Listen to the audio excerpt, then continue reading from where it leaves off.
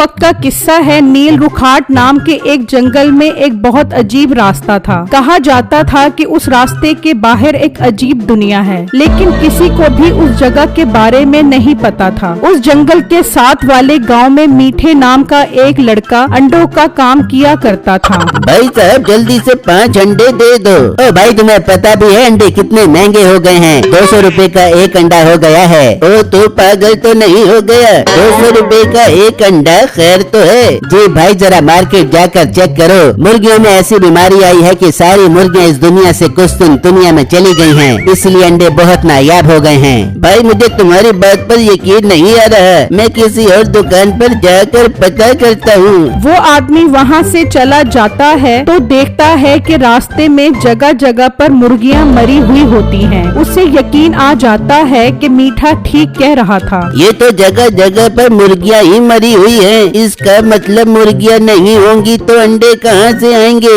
मौका बहुत अच्छा है, मैं सेठ साहब को जाकर बताता हूँ। वो आदमी गांव के सेठ के पास चला जाता है। सेठ साहब मैं आपके पास बहुत अच्छी खबर लेकर आया हूँ। क्या खबर लेकर आए हो? वो आदमी सेठ को सारी बात बताता है, जिसे सुनकर वो भी हैरान हो जाता है। हाँ सुना तो मैंने भी है कि बीमारियों की वजह से सारी मुर्गियाँ मर गई हैं और अंडे बहुत नायाब हो गए हैं। जी सेठ साहब मौका बहुत अच्छा है, मीठे के पास बहुत सारे अंडे हैं, आप उससे खरीद लो। उनका रेट बहुत ज्यादा बढ़ जाएगा, फिर आप उन्हें बेचना तो मुनाफा भी बहुत ज्यादा होगा। बात तो तू बिल्कुल ठीक कर रहा है, चलो फिर उससे सारे अंडे खरीद कर आते हैं। वो सेठ अपने मुलाजमों के साथ मीठे की दुकान पर पहुंच जाता है और उससे अंडे खरीदने का कहता है। सेठ साहब बड़ी माजरत के साथ अब मैं इन अंडों को नहीं बेच सकता, क्योंकि अंडों की कीमत दिनों में नहीं बल्कि घंटों के हिसाब से बढ़ रही है, इसलिए मैं ये अंडे नहीं बेचूंगा, बल्कि जब एक अंडे की कीमत 1 लाख रुपए होगी तब बेचूंगा।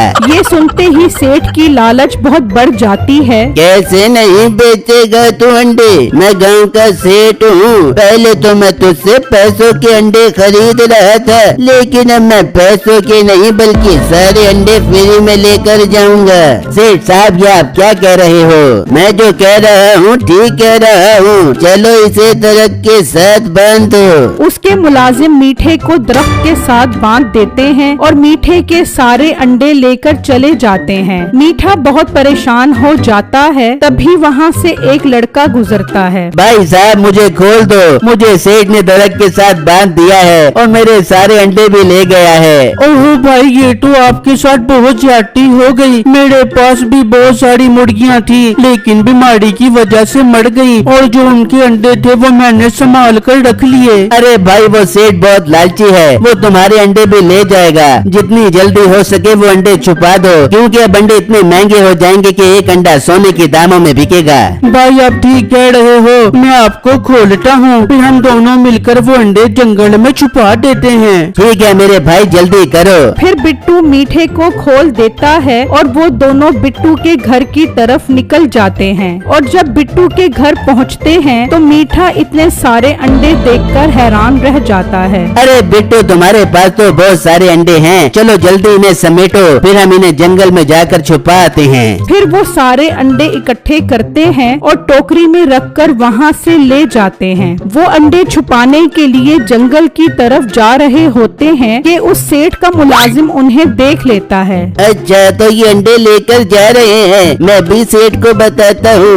वो सेठ के पास जाता है और उसे बताता है कि उसने मीठे और बिट्टू को अंडे ले जाते हुए देखा है। ओ कमकल वो अंडे लेकर कहाँ जा रहे थे? सेठ साहब ये तो मैंने देखा नहीं, अकल नहीं है तेरे अंदर, पता नहीं वो अंडे कहाँ लेकर गए होंगे। चलो कोई बात नहीं, वो गुजरेंगे तो उसी रास्ते से ही ना, हम वहाँ चलकर खड़े होते हैं। फिर वो सब उसी रास्ते पर आकर खड़े हो जाते हैं। वहाँ मीठा और बिट्टू उस जंगल में पहुँच जाते हैं और खुदाई करके सारे अंडे वहाँ छुपा देते हैं। बिट्टू की नजर उस रास्ते पर पड़ती है, लेकिन वो नजरअंदाज कर देता है। वो अंडे वहाँ छुपा कर चले जाते हैं और जब वो वहाँ पहुँचते हैं तो सेठ अपने साथियों के साथ वहाँ पर खड़ा होता है। आओ आओ मैं तुम्हारा ही इंतजार कर रहा था, कहाँ छुपा कर आए हो वो अंडे, जल्दी बताओ। सेठ साहब वो अंडे मेरा कुल सरमाया है, मेरी सारी मुर्गियां मर गई। अब मेरे पास उन अंडों के अलावा और कुछ नहीं है। अपना मुंह बंद कर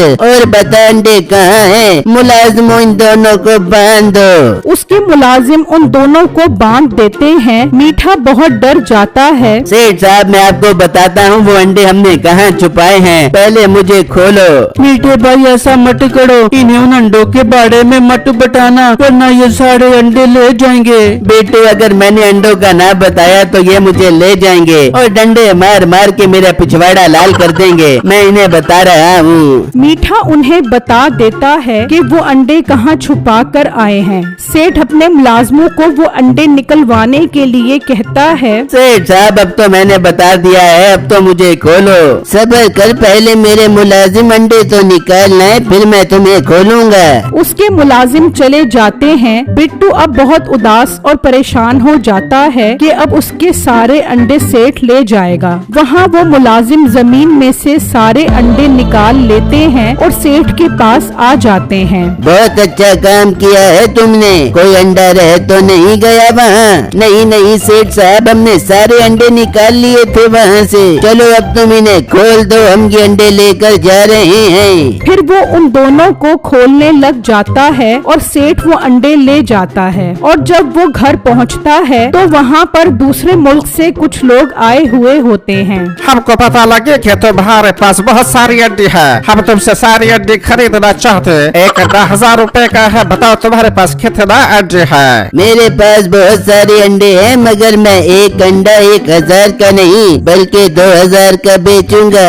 2000 ये तो बहुत ज्यादा कीमत है। चलो मैं मशवरा करते फिर तुम्हें कल आकर बताती है। वो वहाँ से चला जाता है और सेठ बहुत खुश होता है कि अब तो वो करोड़पति बन जाएगा। वहाँ बिट्टू उदास होकर उसी जंगल में आ जाता है। इन जालिमों ने तो यहाँ एक अंडा भी नहीं छोड़ा। एक अंडा भी होता तो मैं उसे बेचकर खाने पीने के लिए कुछ खरीद लेता। ऐसी जिंदगी से तो बेहतर है मैं खुदकुशी कर लूं। बिट्टू उस रास्ते की तरफ बढ़ता है और उसके अंदर चला जाता है तो वहाँ पर एक तालाब होता है। यार ये तो बहुत अजीब जगह है, इस सूखे जंगल में तालाब भी है। हो सकता है इसमें मछली हो, मैं इसे पकड़कर पकाकर खाऊंगा, कम से कम मेरा पेट तो बढ़ जाएगा। वो वहाँ से एक पत्थर उठाता है और उस तालाब में फेंक देता है तो अचानक वहाँ उस पत्थर की खेती उग आती है। बिट्टू ये मंजर देखकर हैरान रह जाता है। अरे ये तो गजब हो गया, ये तो जादुई जगह है। मैंने पत्थर फेंका तो पत्थर की खेती उगाई। अगर मैं इसमें अंडा फेंकूं तो हो सकता है अंडे की खेती उग आए। मैं सेठ के पास जाता हूँ और उससे एक अंडा लेता हूँ। वो वहाँ से चलता है और सेठ के पास आ जाता है। सेठ साहब आपने मेरे सारे अंडे ले लिए, मेहरबानी करें मुझे सिर्फ एक अंडा ही दे दें।